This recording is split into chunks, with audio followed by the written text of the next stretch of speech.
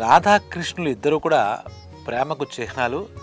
అలాగే అచ్చమైన స్వచ్ఛమైన ప్రేమకు జనంలో చూడాలంటే మనం రాధాకృష్ణ తత్వాన్ని మనం తెలుసుకోవాలన్నమాట.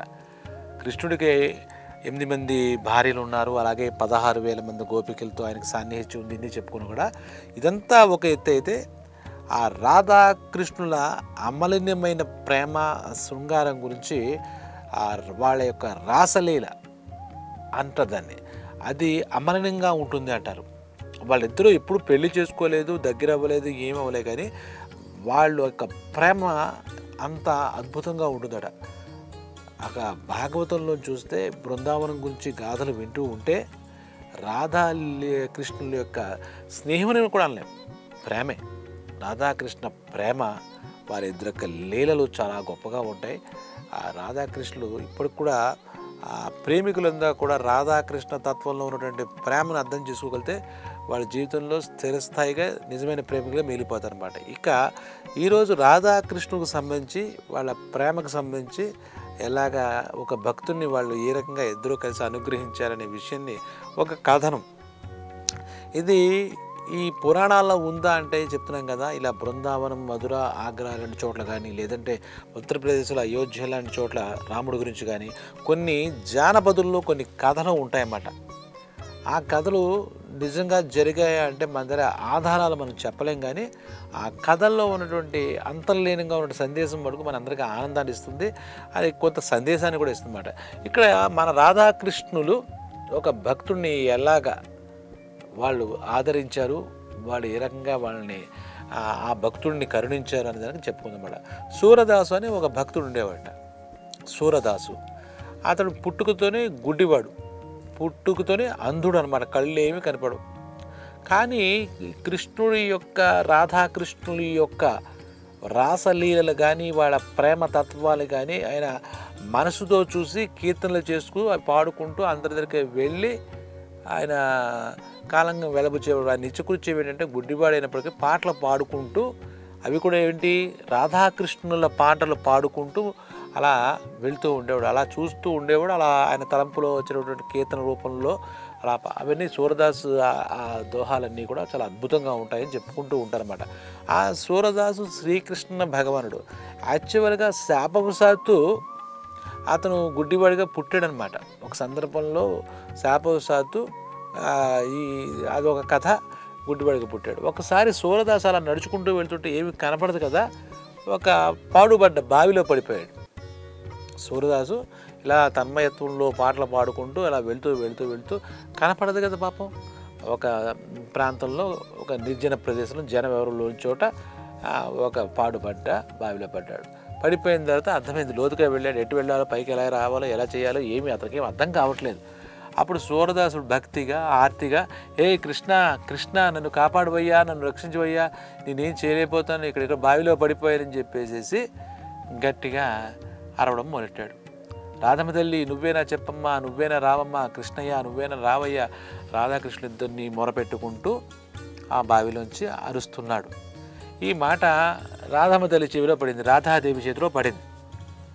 వెంటనే కృష్ణుడితో, ఏమండి మీ భక్తుడు ఇలాగా బావిలో పడిపోయాడు, మీరేమిటి అలా కూర్చున్నారు నిమ్మక నీరెత్తినట్టు అంటే నవ్వుతూ కూర్చున్నాడు ఆయన.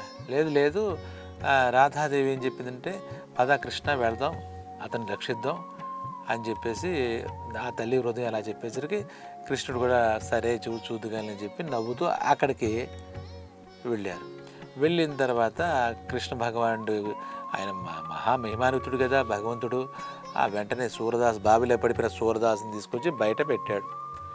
బయట పెట్టిన తర్వాత ఏదో జరిగింది, ఎవరు రక్షించారు, ఈ గుడ్డివాడైనటువంటి అంధుడైనటువంటి సూరదాస్కి ఏం అర్థం కాలేదు.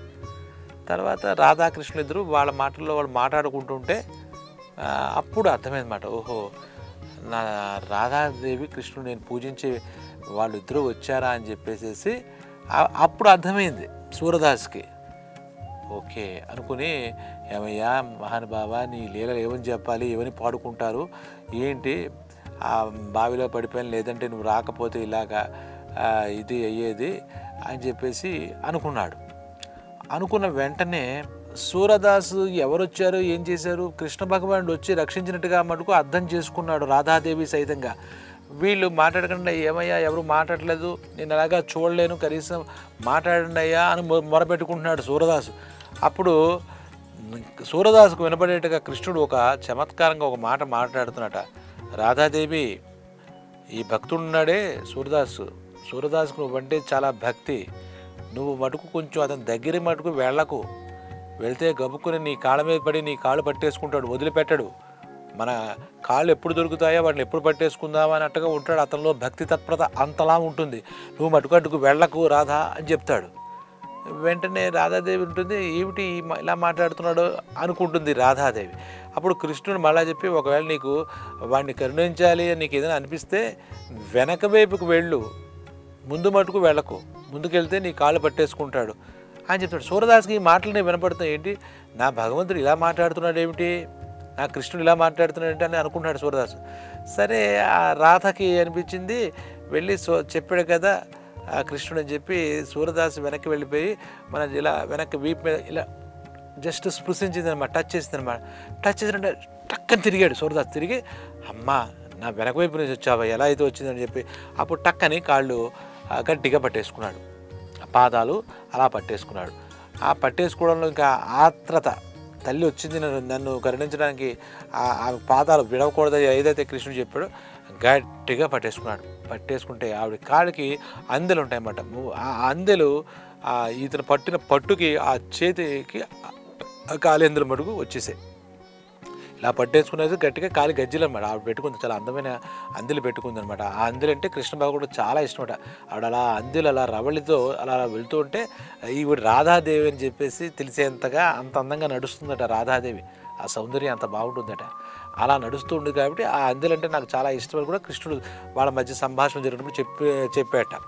అలా అయితే ఈవిడ ఏంటంటే ఇలా గట్టిగా పడినసరికి కృష్ణుడు ముందే చెప్పాడు, అనవసరంగా వచ్చినట్టున్నాను అని చెప్పేసి వదిలించుకుని ఆ అమ్మాయి కృష్ణుడి దగ్గరికి వెళ్ళిపోతుంది. రాధ వెళ్ళిపోయేసరికి ఈ జంజాటంలో ఆ చేతికి పట్టాలు ఉండిపోయాయి. ఉండేసరికి రాధాదేవి చూసి నా పట్టాలు ఊడిపోయని చెప్పి ఆ సూరదాస్తో అంటుంది, నాయన నువ్వు నీ చేతికి నా పట్టాలు వచ్చేసాయి ఏంటి, అదే నా అందెలు వచ్చేసాయి, అవి కృష్ణ పరమాత్మకు చాలా ఇష్టమైన అందరూ నాకు ఇవ్వు అంటాడు. ఇప్పుడు సూరదాస్ చమత్కారం చేస్తాడు, అంత గుడ్డివాడినాడు. అమ్మా ఈ పట్టాలు నీవేనని నేను ఎలా నమ్మగలుగుతాను, ఆవిడ కాళ్ళు పట్టుకుంటే ఈయన చేతికి వచ్చాయి కదా.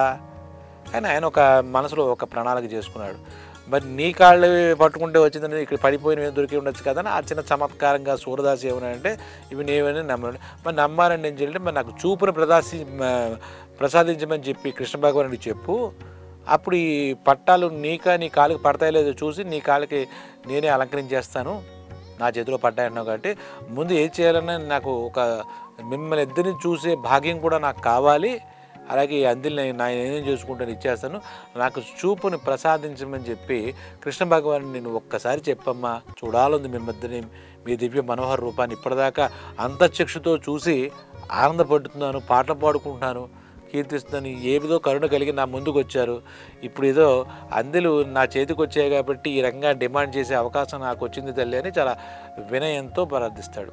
రాధాదేవికి మనసు కరిగింది. నిజమే, అంటే ఈ పద్దెలు ఇవ్వకపోవడం కాదు, మనల్ని చూడాలనుకుంటున్నాడని చెప్పి కృష్ణుడి దగ్గరికి వెళ్ళి రాధాదేవి ఏం రికమెండ్ చేస్తే రాధాదేవికి ఎప్పుడో లొంగిపోయాడు కృష్ణ భగవానుడు. అప్పుడు వచ్చి నాథ మీరు కొంచెం ఆ భక్తుడు అంతలా అడుగుతున్నాడు కదా, మీరు ఇవ్వచ్చు కదా చూపు అని చెప్పేసి అంటుంది. ఈ రాధాదేవి ఎప్పుడైతే రికమెండేషన్ చేసిందో వెంటనే దానికి ఏంది నువ్వు చెప్తున్నావు కదా అని చెప్పేసి సూరదాస్కి, పుట్టుగుడ్డుగా అయినటువంటి సూరదాస్కి చూపు ప్రదర్శించాడు. ఈ రాధాదేవిని కృష్ణుడు చూసేసరికి అమాంతం చాలా ఆనందంతో ఉక్కిరిబుక్కిరైపోయాడు, పొంగిపోయాడు. నా జన్మ చరితార్థమైంది, మీ ఇద్దరు దివ్య మనోహర రూపాలని నేను చూశాను, ఇన్నాళ్ళు నా అంతఃచక్షుతో చూశాను, అంతకు మించి మీరు ఉన్నారు అని చెప్పేసి తెగ స్తుతిస్తూ కీర్తనలు చేసేసాడనమాట. చేసేసిన తర్వాత అప్పుడు ఈ కృష్ణుడికి రాధాదేవికి చాలా ముచ్చటేసింది. ఇంత భక్తుడు అని అనుకుని కృష్ణుడు సూరదాసు నీ భక్తికి మెచ్చాను, నీకు ఏం వరం కావాలో కోరుకో అని చెప్పి అంటాడు. సూరదాసు తన్మయత్వంలో ఉన్నాడు, పరవశించిపోతున్నాడు.